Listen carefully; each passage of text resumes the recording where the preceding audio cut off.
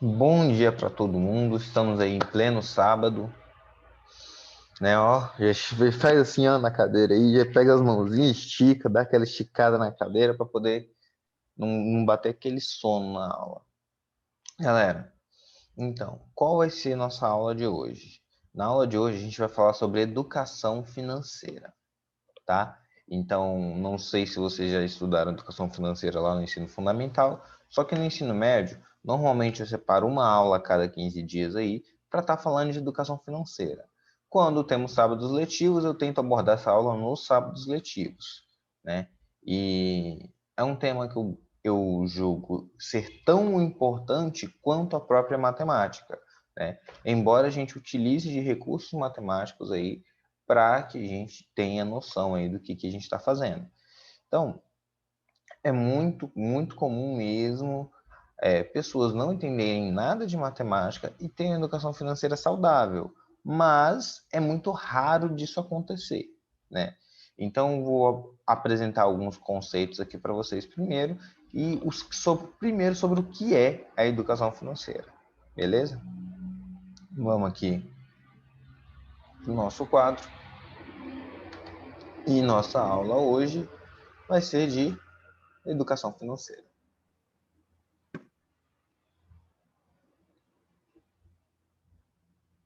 Fiquem abrindo aqui.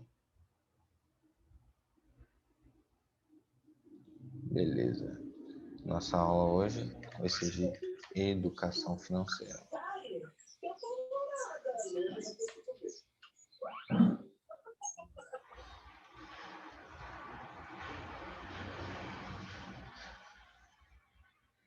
Peraí que a terceira série do ensino médio entrou aqui. Deixa eu ver quem foi que entrou. Rapidinho. Ô Juan, Oi. Pedro mandou avisar que ele foi fazer um exame e que ele não vai aparecer na sua aula não, viu? Beleza, beleza. Ó, o cara dando migué, velho. Se livrou, né, Yuri? Cadê a câmera, Yuri? Vamos lá, gente. Vou cobrar a câmera de Tá vocês, tá? crebada, tá quebrada. Vai. Já foi falar disso aí, já foi falar disso aí. É, tá escuro aqui. Gente, é ordem lá da direção, gente, sabe? Eles. Aí, ó, tá escuro, tá vendo? Dá pra ver nada. Aí, ó. Mas deixa ligado aí. Né? Não dá pra ver, não deixa ligado aí. O cara, o Yuri tá deitado, aposto. Não. Ca- Aí daí, Cal- Khaled, cadê ô, Khaled? maluco.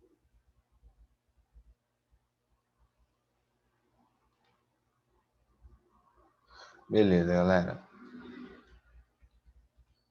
Olha só.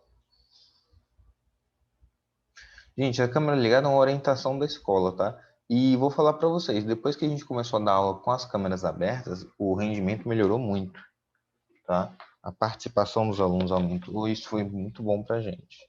Olha só, vamos falar sobre educação financeira. E o que é, gente, educação financeira? Eu não vou falar aqui sobre ficar rico, tá? Já educação financeira não é falar sobre ficar rico ou como ficar rico, tá? Educação financeira não é nada disso. Educação financeira é a gente falar de, né? Vamos colocar aqui. Não é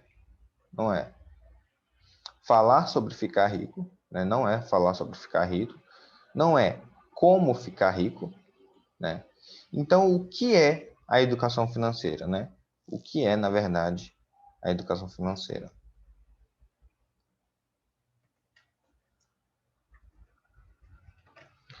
A educação financeira, a gente vai estudar o quê? Técnicas, né, de organização do dinheiro, né? Você precisa entender que dentro dessas técnicas você vai conhecer os tipos de gasto que você tem, né? Aí você fala, Juan, mas eu não tenho gasto nenhum, né? Eu não tenho gasto nenhum. Gente, vocês não têm gasto nenhum hoje.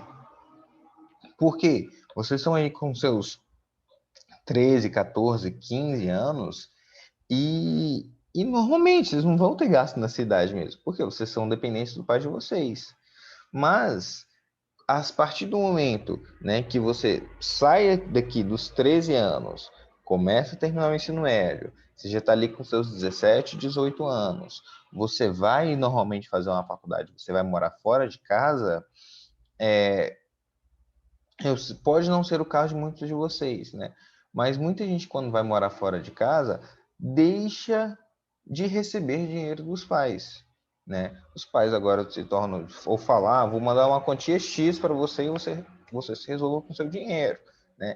E a pessoa fica dependendo daquilo ali, né? Às vezes o pai manda, por exemplo, manda R$ 1.000 para a pessoa gasta os R$ 1.000 todo e fala que nunca tem dinheiro, que não dá para fazer nada, não dá para fazer os planos dela, quando na verdade, se ela fizesse um controle de gastos, ela conseguiria colocar aí metas de curto, médio e longo prazo, né? Eu vou dar um exemplo meu para vocês. Eu, quando saí de, de Almenara para vir para Teoflotone estudar, né? Eu tinha passado em duas faculdades particulares aqui, né? Eu tinha conseguido bolsa integral, porque eu saí de escola pública, né? Então eu tinha conseguido bolsa integral, foi em primeiro lugar na Unipac, para engenharia civil, e eu consegui bolsa integral na Docto em primeiro lugar também. Então eu tinha passado nas duas faculdades em primeiro lugar para engenharia civil, né? E isso através do ProUni, que eu vou explicar para vocês sobre as formas de ingresso na universidade. Beleza. Então eu tinha conseguido ser aprovado nas duas. Logo depois saiu o resultado do SISU, né, que é o Sistema de Seleção Universal, né, unificado, que é pela nota do Enem, e eu consegui ser aprovado na Federal. Então o que Juan fez? Falei, eu vou para a Federal, que eu não preciso ficar dependendo de ProUni para pagar minha faculdade, né? E o ProUni é uma bolsa do governo que ele custeia aí os custos da universidade. Beleza. Vim para Teoflotone, meus pais foram juntando dinheirinho para eu fazer essa primeira mudança, né? Então, meus pais juntaram, meu avô me deu um pouquinho de dinheiro, meus tios me deram um pouquinho de dinheiro, minha tia, que mora lá em Poté, né? Ela me ajudou nesse início aí, me dando alguns móveis, algumas coisas que ela tinha na casa dela, e eu acabei conseguindo montar uma república, né? E dentro da república eu tinha gastos que eram divididos, né? Por exemplo, quais eram os gastos comuns de todo mundo, né? Então no início a gente dividia aluguel, né? A gente dividia aluguel, a gente dividia comida, né? A gente dividia água, luz, internet, tudo isso era dividido e eu tinha realmente um custo bem baixo, né? O meu custo de vida aqui em Teoflotone, no início, ele ficava em torno de R$ 450, com aluguel, comida, água, luz, internet. Tudo isso por quê? Porque eu morava em república e dividia essas despesas. E assim, no início, né, ganhei o dinheiro dos meus pais e eles me ajudavam aí a custear, né? Esse dinheiro que eles me deram inicialmente foi para comprar alguns móveis que na casa não tinha, precisava, até me estruturar tudo direitinho, né? E quando eu não vim com meus pais, eles me deixaram aqui 2 dias antes em Poté, depois eu vim para Teoflotone, que eu vim procurar lugar para morar, né? Eu vim descobrir onde era a faculdade, com quem eu ia morar, tudo isso foi descoberto ao longo desses primeiros 15 dias, né? Então, o gasto inicial aí que você tem uma mudança de cidade, principalmente quando você vai sozinho, é muito alto. Por quê? Porque você vai ter que procurar lugar, você vai gastar muito com táxi ou Uber, ou com gasolina, se você for com o pai de vocês, né? No caso, quem vai gastar vai ser o pai de vocês. Vocês vão gastar com restaurante, porque vocês vão ter que comer muito, não vai ter lugar para comer. Então, não vai ter lugar para fazer a comida. E tudo isso, gente, foi me gerando aquela necessidade assim de eu preciso tirar esse peso das costas dos meus pais. Por quê? Porque os meus pais não são pessoas ricas, mas a gente também não é aquelas pessoas pobres, né? Mas eles não teriam condições de me manter aqui durante um período longo. Então, eles me ajudavam no início, né? Meus gastos ficavam em torno de R$ 450, né? Alguns meses mais, outros meses um pouquinho menos, né? Na verdade, quase nunca foi mais disso. E eu tinha esse controle, né? Eu tinha o controle de quanto que eu gastava com comida, com água, internet, quanto eu gastava com xerox, quanto que eu gastava com passagem de ônibus para a faculdade, né? Que é necessário no início. Eu não tenho carro, não tenho moto, né? Então, a princípio, todos esses gastos eram controlados. Com o tempo, né, eu vi a necessidade de fazer o quê? Eu falei, ao invés de pagar o ônibus, em vez de pagar o ônibus, o que eu vou fazer? Eu vou comprar uma bicicleta, que aí eu divido a bicicleta em várias prestações e o dinheiro que eu fosse pagar as tarifas de ônibus, eu pago minha bicicleta. E foi isso que eu fiz, né? Então, lá em 2012, eu comprei minha bicicleta e fiquei utilizando a bicicleta para ir para a faculdade. Então, todo mundo ia para a faculdade de ônibus, eu ia de bicicleta para reduzir gastos, né? E também acabou melhorando a saúde, de certa forma, né? Então, minha bicicleta, gente, lá de 2012 eu tenho minha bicicleta até hoje. Eu achei a nota fiscal da minha bicicleta ontem, né? E, assim, foi algo que foi muito bom para mim, porque me deu certa independência. Porque além da economia de tempo, porque para pegar um ônibus aqui em Teoflotone, não sei se vocês já pegaram um ônibus aqui em Teoflotone, é assim, você vai para um ponto, né? E normalmente o ônibus só passa de hora em hora. Quando, dependendo do bairro que passa de meia em meia hora.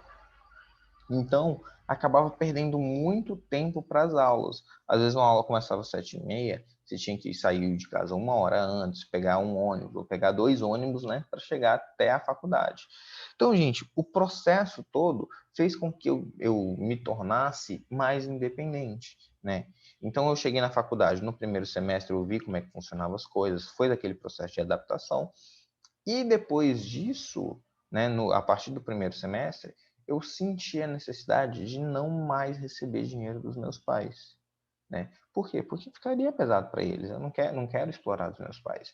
Então, eu comecei a dar monitoria na faculdade, eu comecei a dar aula particular, comecei a trabalhar em si, fazendo bicos para me sustentar, né? Então, a partir dos 6 primeiros meses, quando eu não conseguia fazer o dinheiro, né? Quando eu não conseguia ganhar o dinheiro suficiente para me manter, eu ia lá e pedia para os meus pais, né? Quase nunca aconteceu, algumas poucas vezes eu precisei disso, graças a Deus, mas eu fui aprendendo a lidar com o dinheiro, né? Então eu sabia quanto eu gastava com cada coisa, né? Eu sabia quanto que eu podia gastar com lanche, por exemplo, né?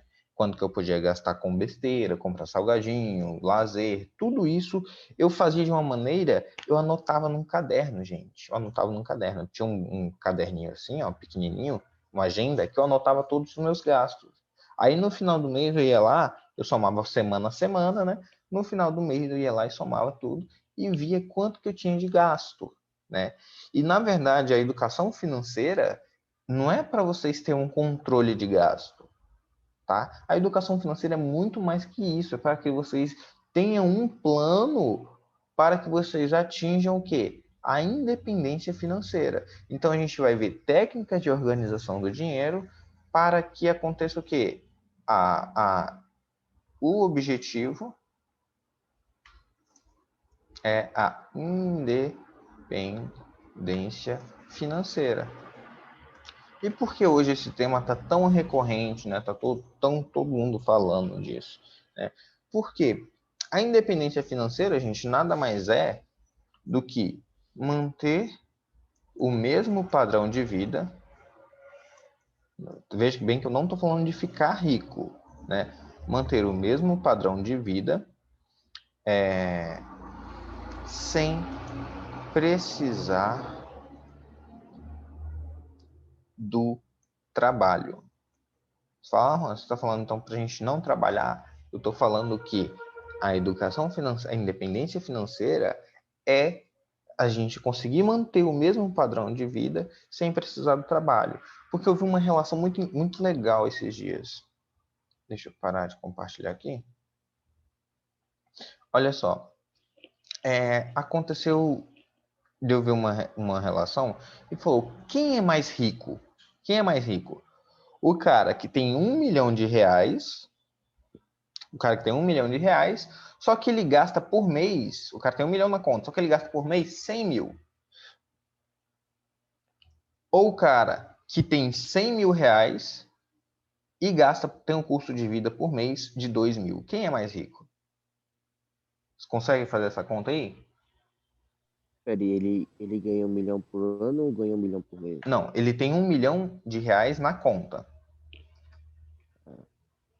Ele tem O R$ 1 milhão. cara que ganha 100 mil, ó. Então, se eu pegar a conta, ó, o que ganha R$ 1 milhão e gasta 100 mil por mês, significa que com 10 meses ele está pobre, ele está zerado. Você consegue entender isso?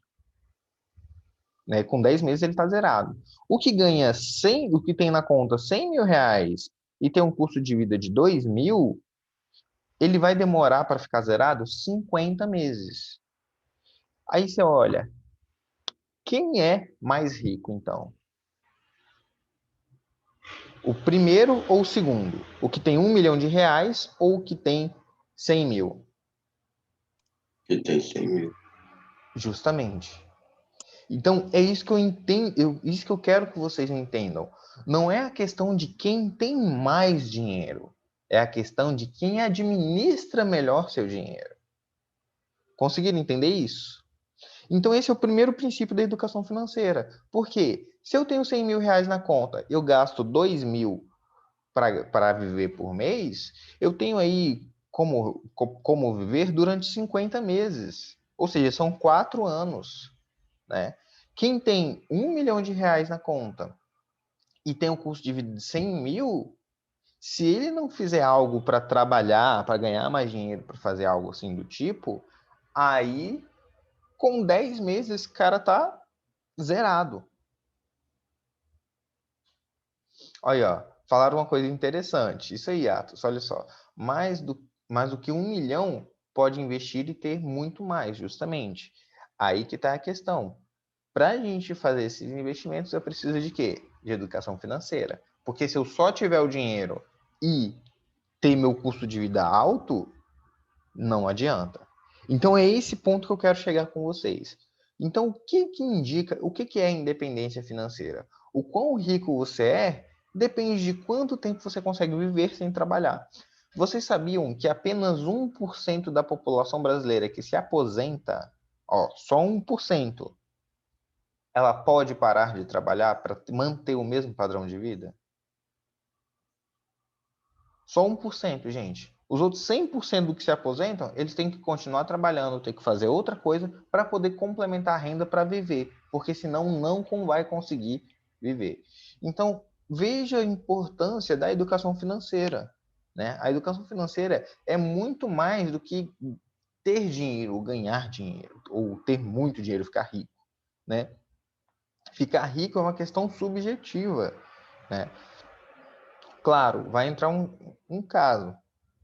Se uma mesma pessoa que tem R$ 100 mil, né, o poder dela de multiplicação de patrimônio é menor do que uma pessoa que tem R$ 1 milhão. Porque R$ 1 milhão, o dinheiro consegue trabalhar muito mais para ela do que R$ 100 mil. Né? Então, a questão dos juros, a questão de mercado, vai precificar isso muito bem. Mas eu quero que vocês entendam a grande diferença. Ó, controle de gastos não é educação financeira. Controle de gastos é você pegar ali no final do mês e saber quanto você gastou com cada coisa. Isso é controle de gastos. Educação financeira é você estudar métodos, né, para passar o tempo, né, para passar com o tempo e você saber de técnicas para ganhar mais, para administrar mais seu dinheiro, para ter planos e objetivos a curto, médio e longo prazo.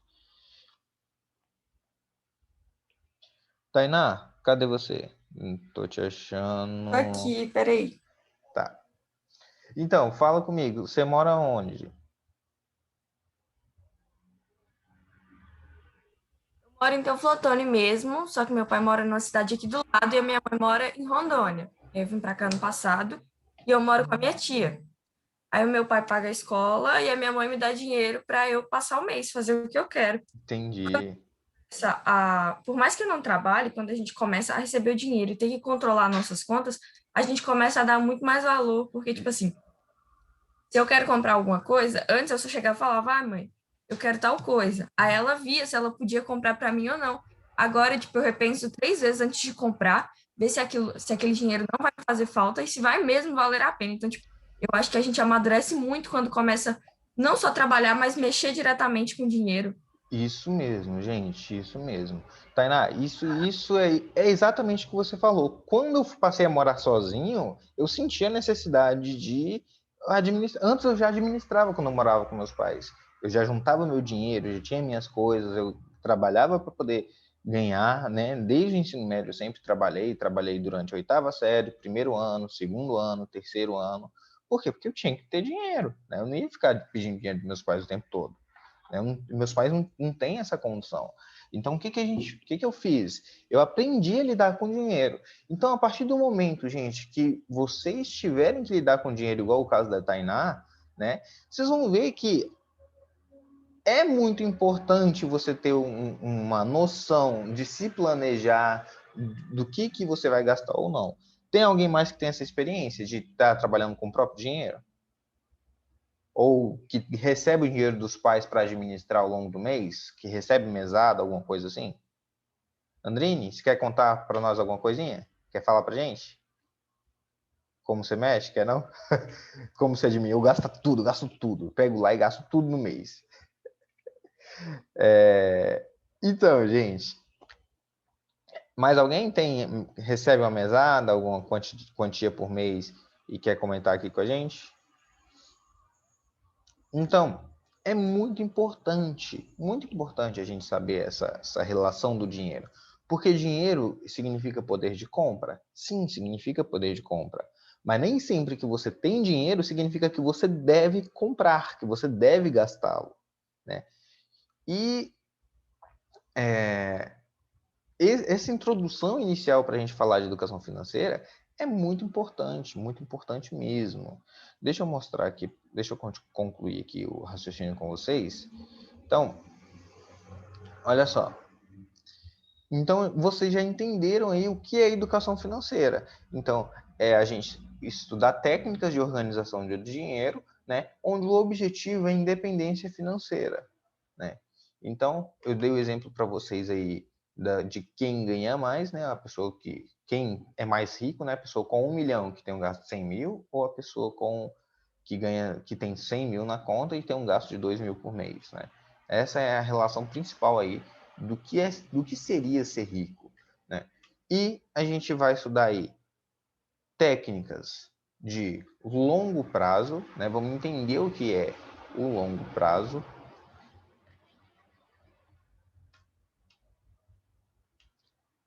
Vamos entender o que é, não só longo prazo, colocar longo, médio e curto prazo. Sabe qual é a pior característica do brasileiro hoje? Não sei se vocês já perceberam isso, mas olha aí, quem é que tem carro financiado? Vocês já repararam que praticamente todo brasileiro, você olha aí, ou ele vai ter um carro financiado, ou vai ter a casa financiada, ou vai ter alguma coisa financiada. Já repararam? Né? Então, basicamente, 90% das pessoas que eu conheço ou tem carro financiado, ou tem moto financiada, ou tem casa financiada, sempre alguma coisa assim. Né? E aí que a gente começa a entender que aqui as coisas se transformam diferentes. Pensa aí, ó. Quando você financia um objeto, nada mais é que você está pegando um dinheiro que você não tem para comprar um bem, muitas vezes que você não precisa, e vai se endividar aí por 4, 5 anos, assumindo boa parte do seu salário, né? Normalmente, vocês vão entender isso mais ou menos quando eu falar que pensa o salário de uma pessoa, né? O salário de uma pessoa. Um financiamento, para ser aprovado pelo banco, ele tem que ele tem que ele tem que ser no máximo ter que ah, tem que ser, no máximo, o valor de 30% da renda da pessoa. Então, se a pessoa ganha R$ 1.000, o máximo do valor da prestação tem que ser R$ 300, né? Então, pensa aí, a pessoa ela já vai comprometer 30% do seu salário. Então, ela só vai ter que viver com 70% do seu salário, né? Esses outros 70% vai ter que ser responsável por pagar ou aluguel, ou prestação da casa, né? Comida, água, energia e lazer, educação, transporte, saúde, né? Remédios, emergência, tudo isso. Então pensa, gente, a pessoa que faz um financiamento, ela está se comprometendo por um longo tempo a pagar por algo só para adiantar o desejo de ter. Às vezes, se ela pegasse o dinheiro do financiamento, colocasse em uma conta e fosse esperando juros trabalhar para ela, ela conseguiria comprar o veículo da mesma forma. Não estou condenando quem faz financiamento ou nem nada disso. Eu estou falando que o financiamento é como e normalmente o financiamento, quando ela paga praticamente o valor de 2 carros. Então, se a pessoa compra um carro lá de 40 mil, no final das contas ela está pagando 70 mil no financiamento, e se ela quiser vender lá no final do período, o carro vai estar valendo 28 mil, vai estar valendo 30 mil. É mais ou menos isso que acontece, né? A pessoa compra mais caro, paga mais caro, depois que passa esse tempo ela vende mais barato. Então, vou falar sobre consórcio também, tá? Vou falar sobre consórcio. Tem gente que falou aqui, ó. Mas para essa independência, o certo é fazer renda fixa, né? Então, ó, a gente vai entender uma questão que seria o quê?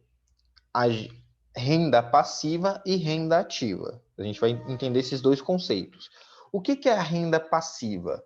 A renda passiva é aquela renda que ela se gera automaticamente sem você precisar trabalhar. Então, é como se eu tivesse o dinheiro trabalhando para você através dos juros, né? Por isso que eu falo que juros é a matéria mais linda que a gente tem. Se a gente domina juros, acabou, gente. Se vocês dominando juros dessa idade, com 40 anos vocês vão estar bem de vida. Você fala, eu não quero estar bem com 40 anos. Então, estude técnicas melhores para estar bem com 30, né? Antes dos 30. Então, juros, gente, é a melhor coisa que vocês vão estudar aí ao longo desse período, tá? Renda passiva, a renda passiva é aquela que você não precisa fazer nada, e a renda ativa. A renda ativa é aquela renda onde você precisa trabalhar, né? Então seria o que a gente chama de prolabore, né? Ou seja, minha renda ativa é o quê? Eu vou lá e dou aulas para que eu tenha essa renda no final do mês. Minha renda passiva vem de quê? Minha renda passiva vem de juros sobre capital próprio, né? Vem dividendos, vem de ações, vem de outras coisas que estão fora do meu trabalho, né? Basicamente, a renda ativa é aquela que eu trabalho para ganhar. A renda passiva é aquela que eu ganho automaticamente. E o seu nível de independência financeira vai depender basicamente da sua renda passiva. Então, quanto mais você aporta na sua renda passiva, mais ela vai gerar resultado para você adquirir sua independência financeira. Aí você fala, Juan, mas eu só tenho 15, tenho 14 anos, tenho 13 anos, eu não quero saber disso agora. Galera, quanto antes vocês pensarem no futuro de vocês, mais cedo vocês vão poder usufruir da vida de vocês. Porque pensa aí, ó. Vocês acham justo depender do sistema... Vocês acham justo depender do sistema do INSS? Olha o que eu vou colocar para vocês, ó. Como é que funciona o INSS? O INSS funciona assim, né? Você vai trabalhar. Aí desse trabalho seu é descontado uma porcentagem do seu salário, que varia de 8 a... Hoje eu acho que está 13%, não sei se está 13% ou 15%, de 8% a 13%, dependendo de quanto você vai ganhar. Durante de 30 a 35 anos, tá? Você vai trabalhar de 30 a 35 anos, aí ele vai pegar uma média das suas contribuições,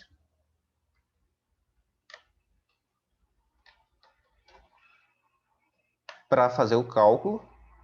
E se você sempre contribuir com o máximo, né, você ganha aí no máximo, acho que são 4 salários mínimos e meio ou 5 salários mínimos. Pra 5. aposentadoria, né? Oi? Pra aposentadoria, né? Para aposentadoria. 5 salários mínimos, mas não é certeza que você vai ganhar os 5 salários mínimos. É o máximo que você ganha. Vai depender de sua média de contribuição. Então, por exemplo, se sua contribuição ali ficou em média de 3 salários mínimos ao longo de toda a sua vida, então depois que você se aposentar, você vai ganhar a média de 3 salários mínimos. Se sua média salarial é acima de 5 salários mínimos, ou 7, 10 salários mínimos, 20 salários mínimos, não importa. Se você ganha 20 salários mínimos, contribuiu durante 30, 35 anos, no final, quando você for se aposentar, você vai ganhar no máximo 5 salários mínimos.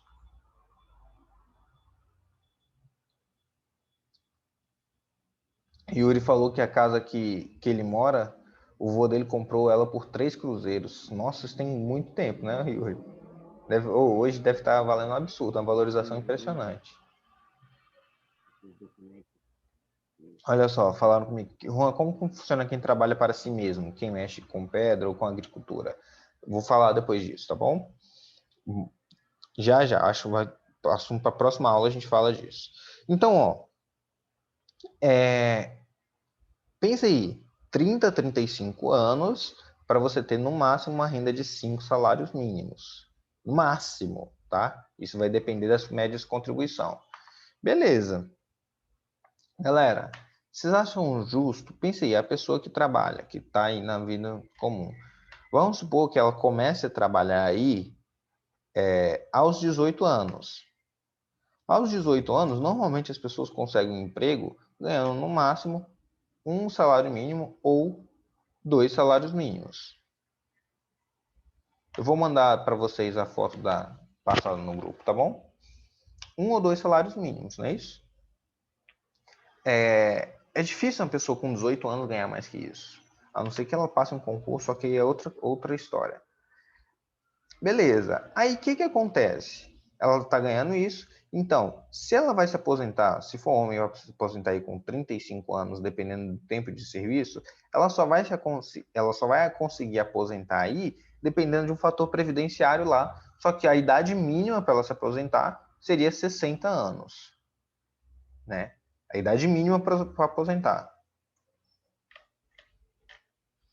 Então não importa, olha só, não importa se você começou a trabalhar com 18 anos, contribuiu 35.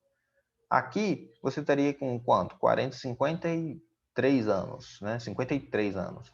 Com 53 anos, você não poderia se aposentar, mesmo tendo contribuído tudo. Então 60 anos é a idade mínima. Então você contribuiria aqui por 42 anos. Olha só, 42 anos de contribuição. E qual o máximo que você vai ganhar? 5 salários mínimos. Né? Fala aí, gente. Pensa se não é preocupante você depender de um sistema previdenciário. Você tem que trabalhar 42 anos para poder parar de trabalhar. Aí você pensa, quando você vai aproveitar a sua vida? Depois dos 60 anos? Né? Não faz muito sentido esse sistema previdenciário. Né? Faz mais sentido eu tentar ajustar esse tempo e esse fator trabalho para que eu aproveite antes dos 60 anos. Eu não quero depender do sistema previdenciário, não quero depender do sistema que é imposto para a gente hoje. Por isso que a gente estuda educação financeira, para não depender desse sistema e para a gente voltar a entender conceitos sobre o dinheiro. Né? É muito mais vantagem. Eu mostrei para vocês lá. Se vocês fizessem uma determinada aplicação mensal,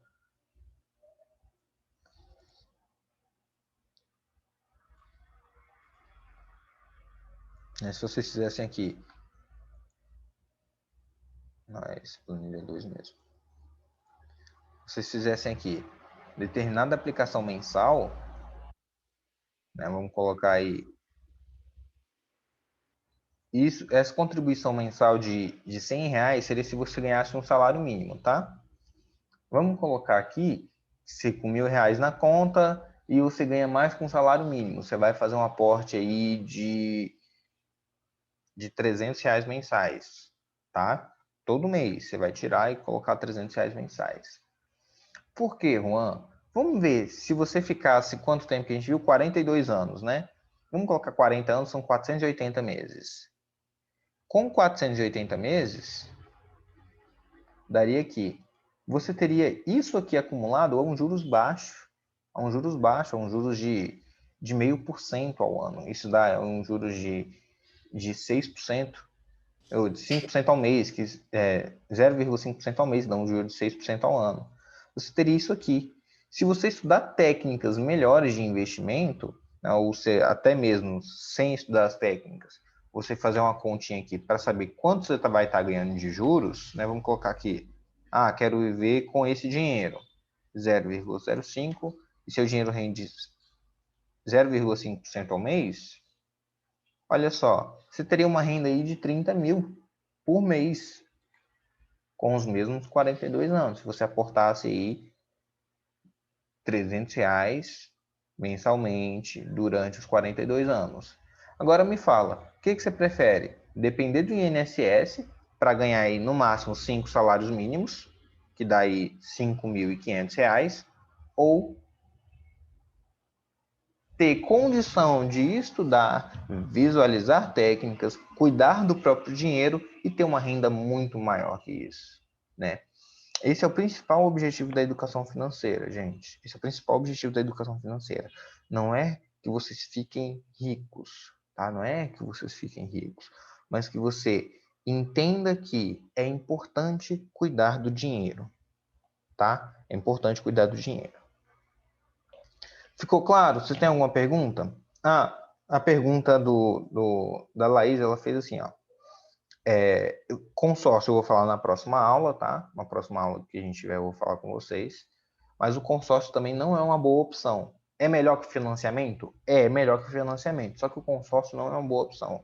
Porque o consórcio, você está pagando lá para alguém guardar seu dinheiro e eles te cobram por isso, né? Sendo que você pode fazer um investimento e você ganhar por isso.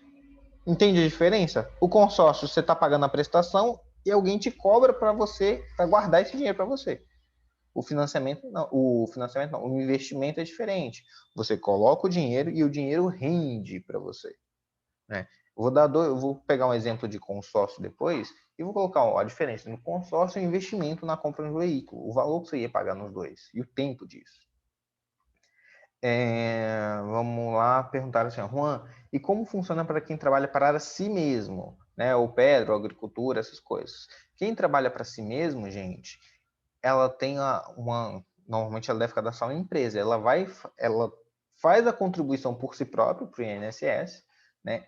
Ou ela vai procurar meios de educação financeira aí, no caso, estudar sobre aportes, renda fixa, renda variável, para ter uma renda aí, ter a própria aposentadoria, ou até mesmo fundos de aposentadoria privada, tá?